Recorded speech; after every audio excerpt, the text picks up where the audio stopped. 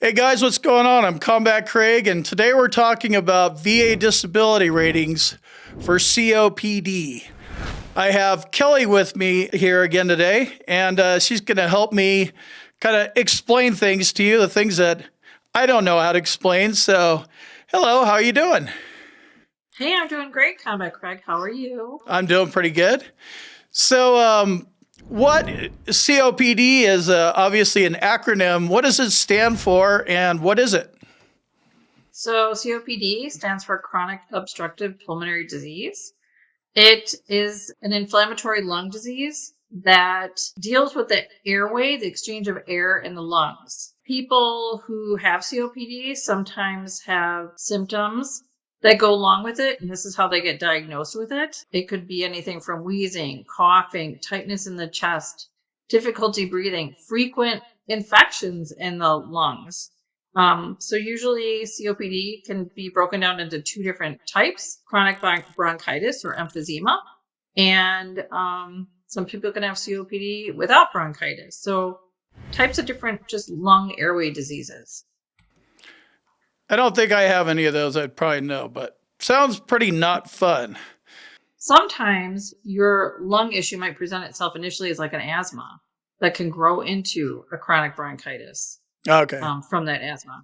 So it's a And fluid situation and fluid in your lungs, kind of. absolutely. And since COPD is a chronic condition, there is no cure for it. We always talk about the trajectory of this disease on a downward slope. There's nothing you can do to cure it. Certainly, you can do things to help yourself feel a little bit better. It's best to exercise to help your lungs stay open and expanded. But for the people who have this, long term, you could be looking at like a lung transplant, for example. With regard to veterans, what causes COPD? I'm sure there's, human nature things, but I want to kind of focus on what kinds of things have veterans been exposed to that, lead them to get COPD more than the average Joe.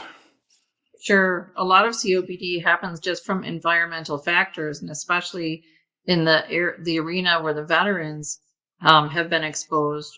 Definitely harmful gases, particulate matter flying in the air like dust from sandstorms, and those who served in Iraq and Afghanistan, especially after 9/11, certainly have been exposed to many different exposures where they've been. I don't know if you're ready to, talk about burn pits that were burning at the time. And these pits, I understand, anything was thrown into them. They could have been the size of a football field, everything from human waste to styrofoam and toxic canisters, things like this were all burned. And, as all that gets inhaled, it goes into your lungs, and it could be quite harmful.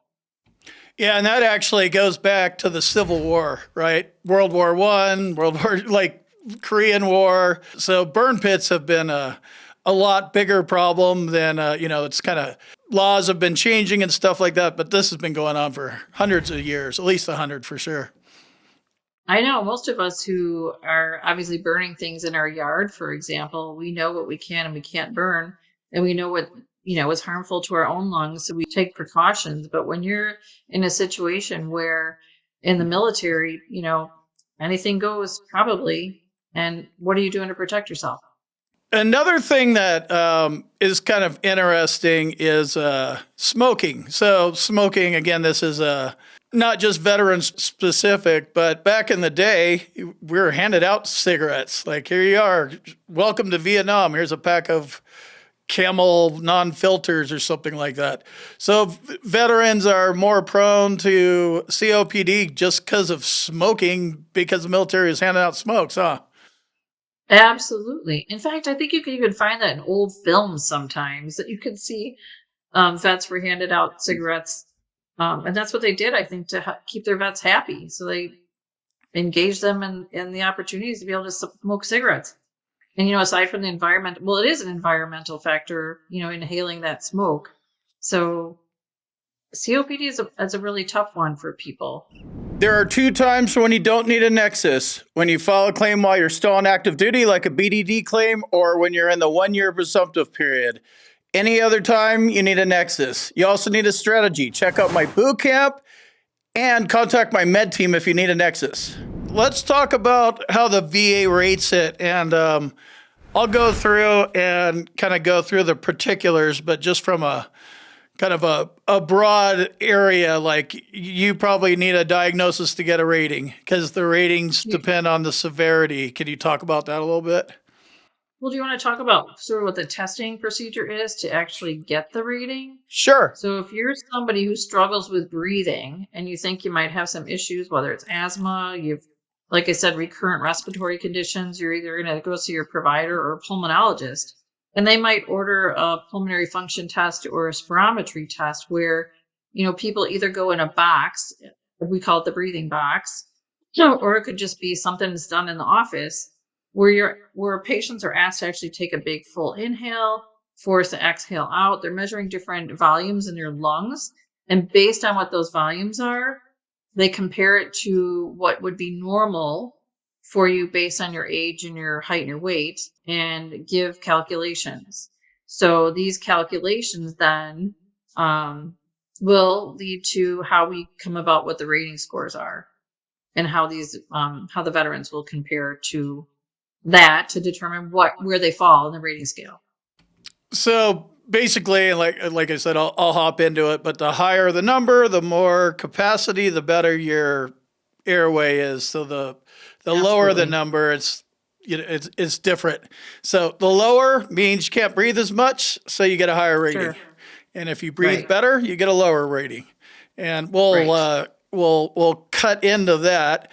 One thing that's interesting about, one thing that you should know is you can't have a rating for COPD and asthma. This is a pyramiding issue.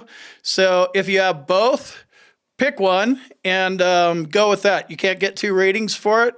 So once you have this respiratory thing handled, move on to mental health, move on to headaches, something else. It may or may not be fair or unfair that you have both of these things, but you can only get 1 rating for these. Absolutely. And it's actually kind of good because the COPD has a set of ratings even for how your caretaker, your provider will rate it. There are golds, they call them the gold standards, and you can be, mild to very severe. So your provider is actually going to document that as well. And, I guess this is, this is objective testing. You're in a breathing, I've never done it, obviously, the breathing box thing. So you either have these scores, you have this one, and you have this one, and you have this one, or you don't. So it's very objective. And remember, like we said, they're going to change.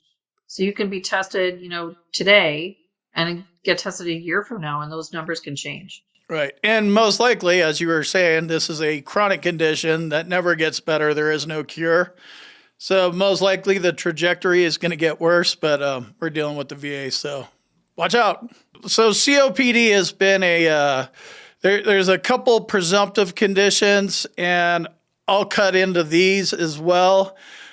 Just in August 2nd, 2021, there was a particulate matter presumption for Gulf War veterans. I'll show you where those places are. And then there was another one, the PACT Act, which was passed August 2nd-ish, I believe, of 2022. And more things came online for presumptive conditions. So you may have this, may have been denied for COPD. I think asthma's on both of these as well.